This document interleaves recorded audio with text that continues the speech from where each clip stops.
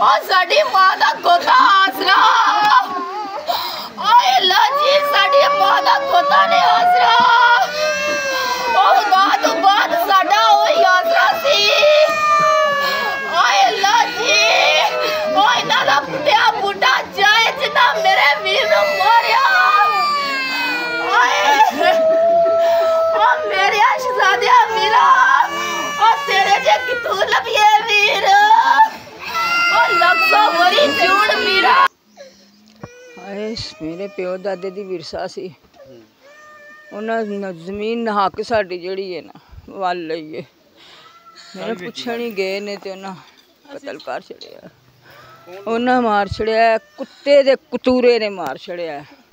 उस वड्डे गंदे कतूरे ने मार छड़िया मेरे पुत्र नूं उन्हें मार छड़िया मैनूं इंसाफ चाहिए कौन ने जिन्हें मारिया की मारिया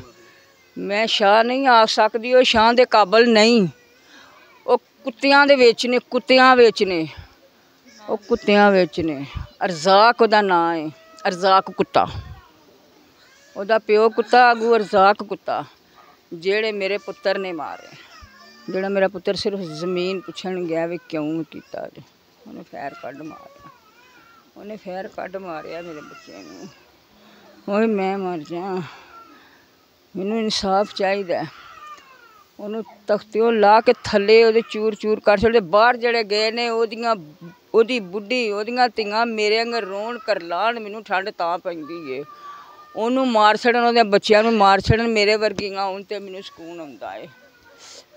मैनू सुकून फेर आउंदा है मेरे पुत्तर नूं 4 दिन होए ने मेरे मत्थे लग्या 4 दिन होए ने मेरे मत्थे लग्या मैनू नज़र कुछ नहीं आउंदा वो मेरा अंदर बाहर खाली है मैनू ना अंदर नजर आउंदा ना वेड़े नजर आउंदा है मेरा पुत्र मैनू चाहिए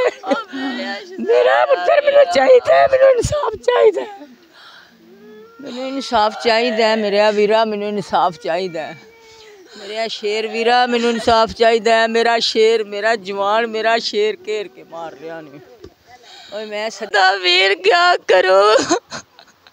उन्होंने कमीनिया ने साढ़े दादे की जगह लई वल नजायज साड़ी जगह वली ने मेरे वीर ने गया ये खलोता है ना सीधे पैर मार देते अरे जाके कुत्ते ने मेरे वीर नु मारिया सानू इंसाफ चाहिए असी मरियम नवाज के करने अपील मरियम नवाज सानू इंसाफ दे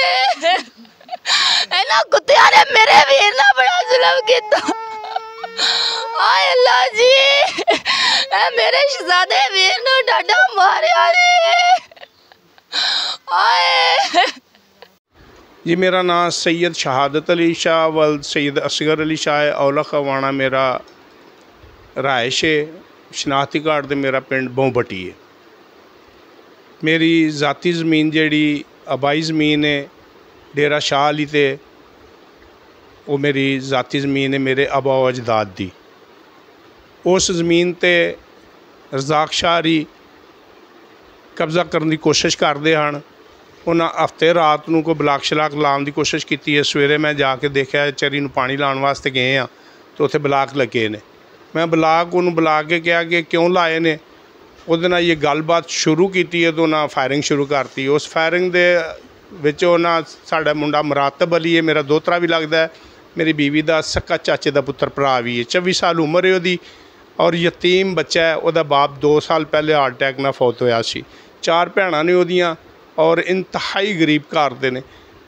उन्होंने गोली लगी है बगल दे विचों लगदी होई दूसरे पासों क्रॉस कीता है उस जख्मी हालत च मैनू कोई पता नहीं लगा फिर मैं किन्नी तेज़ गया वां मैं लैके उन्होंने हॉस्पिटल पहुंचने की कोशिश की है लेकिन रस्ते दम तोड़ गया रज़ाक शाह दे बंदे भी आपी भी उत्थे फायरिंग करते रहे ने मैं 15 ते कल चलाई है 15 तो पुलिस आई है उन्हें मौके तो आके रज़ाक शाह नूं भी अरेस्ट किया वे और नजम शाह नूं भी अरेस्ट कर लिया और उन्होंने जोड़े खौल शौल सन जोड़े असले दे कोई लवाजमात सन उन्होंने खौल शौल कट्ठे किए ने असला उन्हें छपाया कित्थे रखा मैनूं नहीं पता मैं तो हॉस्पिटल चला गया हाँ लेकिन रस्ते चो दम तोड़ गया सी और दुनिया तो वो चला गया इन्ना लिल्लाहि व इन्ना इलैहि राजिऊन और इन्हां बहुत बड़ा जुल्म किया है। मैं वज़ीर आला पंजाब, IG पंजाब, DPO सियालकोट इन्हां सारिਆਂ अगे अपील करना कि इन्हां नूं कैफे करदार तक भी पहुँचाया जाए, सानू इंसाफ मिले। ये जुल्म है और इस जुल्म की इंतहा है।